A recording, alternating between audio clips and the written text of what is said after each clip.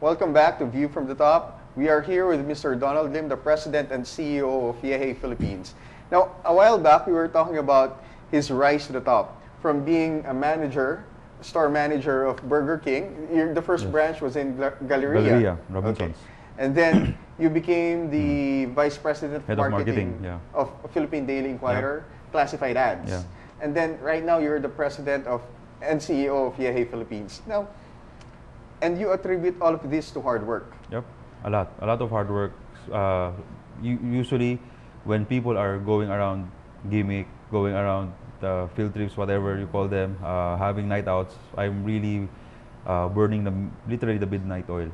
So it's very normal for me, and most of the people who work with me know that I'm in the office by 8, and sometimes I leave the office by midnight. I mean, that's Okay. nothing new. That's very interesting. What time do you wake up? What time do you start your day? Usually I wake up 6:30. 6:30 in the morning. I leave the house around 7:30. And I usually make it a point to be on time with everything, especially now. As I juggled so many other things, my time is really very crucial. So when you said, we have a meeting at 10 to 11:30, I will hold you to that, right? Then after 11:30, I have to run to another. So even my personal assistant, my EA, would manage my time perfectly. Every day, that's perfect. And so right now, after this interview, my next meeting, I'm going to run there. And she has already alerted the other person already. He's going to be there by this time. Wow. Right? So yun lang, it's that discipline of time management, because that is what we all are scarce of, And so if you manage it, if you put extra time, doing nights out and a lot of stuff, you really waste a lot of time there. So as you've seen, I don't have a lot of like close friends, because I don't drink with them. I don't drink with them. I don't spend time. Everything is really focused on really working hard, finishing whether studies or just pure work. You mentioned that you don't have really a lot of friends. Did it ever affect you when you see people? I'm quite at my stage now. I'm quite secured. I mean, I don't measure myself, my value, my personal value, with how many friends or even Facebook friends, for example. I'm at peace with myself, and I know what I want, right? And through that process, in fact, I gain more friends. In fact, I know a lot of people. I know more people, whether they're CEOs of big companies, I can just call them, or even the people who are working for me. I know all of them in a first name basis, even the security guard of our company, and even I'm very close to everyone. Right? You just don't ask me to go out and have San Miguel beer with you, right? But You don't drink. I don't drink. You don't smoke. I don't. No, I don't. Right? What are your vices? Most of the money I earn, it's either in books or in education or in getting certifications. So I have a certified e-marketing consultant certification. I'm a certified professional marketer. Most of my studies, they're not cheap. They don't come cheap. Right? Wow, So okay. even my doctoral program is 40,000 US. US dollars. It's like almost 3 million. That's for That's the the entire 7 year. 7 years. Okay. So in that sense, anything you earn, you're almost putting whatever you earn there into that program versus, I mean, sometimes you don't eat because you have to pay your tuition fee, right? At the same time, any other money that I earn from my other businesses, I upload it to other businesses. So I'm a cash stripped person. My wallet only has at most 2,000 plus, and in a month, my personal consumption, and that includes already the coffee I drink, is less than 5,000. Right? And that's parking and coffee, and that's basically it. When I eat, usually it's with meetings, they treat me or I treat them, whatever. So you really budget your money. You're very big on education. Yeah. What else do you like doing? Right now, I'm guilty of spending very less quality time with my family, with my kids. I try to make up for that, right? But most of the time, because they know me already, it's normal for my kids to say, "Okay, you have to go to the office,"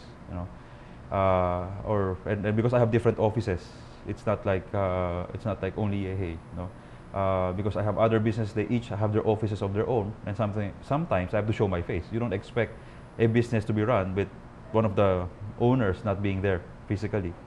So it's really a lot of my time is really in where my first 10 years after graduation, when I was 21 to 30, I really want to focus on education, on learning. I think this next 10 years, I'm really focusing on establishing my business foundations. So on top of being a professional person, I want to strengthen also the business that I've been creating. You own businesses, as you've mentioned. Now, what are those businesses, or what industries are they in? Mostly in the marketing industry. Marketing I industry. own a billboard company. So I own some billboards in EDSA, in North and South Luzon. I have an events company. We do events for a lot of our major clients, associations. I also have a marketing consultancy, which I'm focusing right now. We have a lot of clients, and these are second generation Chinese. They got their father's business. And okay, what do I do? Because they're not the ones who had that vision, and they're really not into it. So we help them create the business plan and the marketing plan for that. I also have a training company. So I do seminars, trainings for also clients. I used to have a dog food company. What happened with that? What happened? We got a master franchise of a dog food company in the US, and after 2 years we sold it, right? Because that time we were one of the more expensive dog food because it's #1 imported and it's very high quality. And what happened there was that a lot of generic dog food began flooding the market. Like the SNR, Robinsons have generic dog food already, so they're selling at 800. We're selling at 3,000 pesos. So it's really, we really have to sell it quickly. And imagine I go into that dog food business and I don't own any dogs. I have zero knowledge in managing a dog, right? And I advise people how to feed their dog, right? I even went to the US and have a diploma in dog nutrition. So how was the experience? Since as you mentioned, you didn't have any dogs. Do you have dogs now? No, of course not. Okay, no, so, no. Yeah, so you don't have any wala, dogs, and you're teaching people how to feed their dogs. Yeah, why when they start off they have to have a high fat diet. As they mature, you can't give them fat anymore because they become too bulky and they're not running anymore. So things like that. Why stool is important. Why your you have customers actually believed you. Of course. I have a diploma in dog nutrition.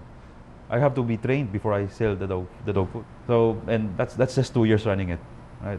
So it's a nice venture.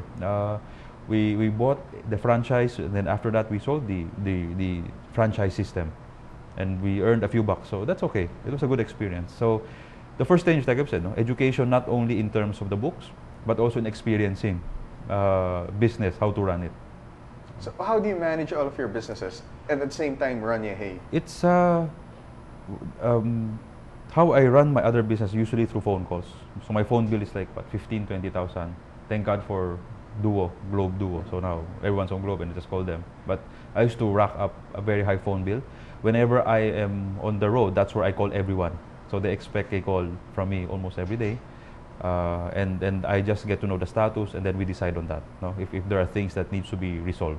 But the more important thing there is you need capable managers, right? Because the last thing I want is that when you have someone there running the show and then they have to keep on coming back to me asking permission if they can do this or do that. Everyone who have worked with me, whether professionally or even in my business, would know I always say it's your call, right? You get back to me, give me a report, and let's plan from there. So you delegate your tasks very much to your managers. I very much delegate. People who have worked with me know that your call is my line, and I will trust them to really run whatever is the responsibilities that is given to them, and I expect them to give their all because eventually it's theirs. I mean, if we for example earn a tremendous income on a particular project, I share it with them, right? So if you're earning 15,000 from me, you can easily get, after a single project in a month, you can get 40,000-50,000. I mean, that's nothing new, right? So that's for my business part. Professionally, we make sure you're all rewarded, not only in terms of your salary. I think, especially for this generation, most have come from a middle class family already, where money is really not a big issue, but really more on personal development. And that's why I really spend a lot of time mentoring my people, training them on marketing. Whatever I've learned, I throw it to them, right? And I hope that eventually they replicate what I did right and they avoid what I did wrong. Now, it's very interesting that you mentioned that you're training your people on how to market themselves. And I believe that you're one of the youngest presidents of the Yeah. Philippine Yeah. Marketing Yeah. Associations. Yes. Uh, and you're big on personal branding. Yeah. Well, first of all, I'd like to ask, how did or why did you decide to focus on marketing? That's number one. And number two, why personal branding? I think the very essence, because I am a disciple of marketing through and through. Uh, I think the first thing I should market is myself. Right? But isn't it ironic that you mentioned earlier that you said the first thing that you did when you went into marketing through Burger King was to throw out all of the theories that you've learned in college. True. So how can you reconcile all of these things? Not really like the hardcore theories. No? There are universal principles in marketing, and one of them is being able to stand out from the crowd, to differentiate and find your place. Right? I think any product, any brand would follow that, regardless of any theory that would come around. And I think that's why I said it's very important for me to make sure that myself, I have a personal brand, that wherever I go, people see me, they label me something, and even I don't even have to label myself, right? When I was with the Inquirer, they see me as the classifieds person, as a young professional. No? Here now in Yehey, they label me already as one of the forerunners, no, of the pioneers of the digital marketing generation in the corporate industry. And I don't really label. I don't really try hard to really say I want to be positioned as this, but I just try to be consistent with all my work. So for example, now I focused my 4 years in digital marketing. I made sure that I was the speaker in most conferences, in occasions, and I'm the one giving the rallying cry. So that label was earned, was given to me, not something that I tell people that I am this, because it's too hard said. It's something that if you tell people what you want, what you want them to call you, they won't. You have to convince them, rather than just being that and have them call you by themselves. So it's a different tactic altogether, and it's not like I really planned for it from the start. What was very clear only was that I know that by age 28 I want to be a CEO. It's I don't know, self-fulfilling prophecy, whatever you call it. Amazing. Yeah, but it's because you work hard. You don't plan in detail in that sense that what are the steps 1, 2, 3, 4, 5. But it really is more on believing in the foundations of you have to continuously evolve and learn.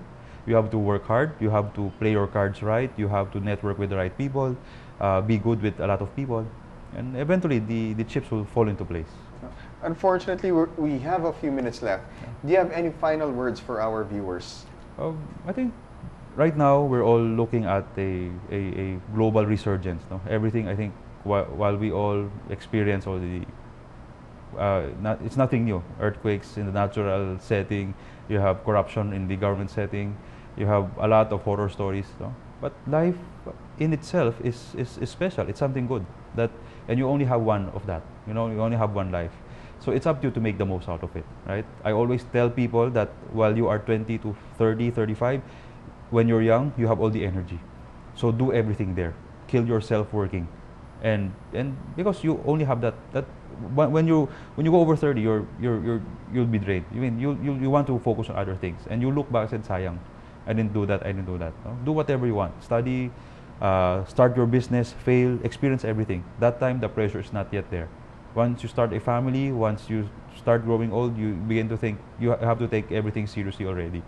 While you're young, take advantage of it, because you can still make mistakes and learn from them tremendously. Right? But be happy, live life to the fullest. How do you get good people? By being good to them, by having a reputation that I treat people with respect regardless of where you are in the professional ladder. By sometimes if they're all working and I'm the one in the office, I sit with them. I go down in my office, below our office there's 7-Eleven. I buy all of them coffee, and I'm the president. I buy them chips, I buy them whatever that would keep them going. Right? So it's really being part of them. They knowing that the president title is just a title, that you're there as a team. One has to be just a coach, because in a team there's only one coach, right? And everyone has to run their place, right? But it doesn't mean that if you're the coach, you just shout the orders. You have to be in with them, right? And when you work, they know that They're treated with respect. Their opinions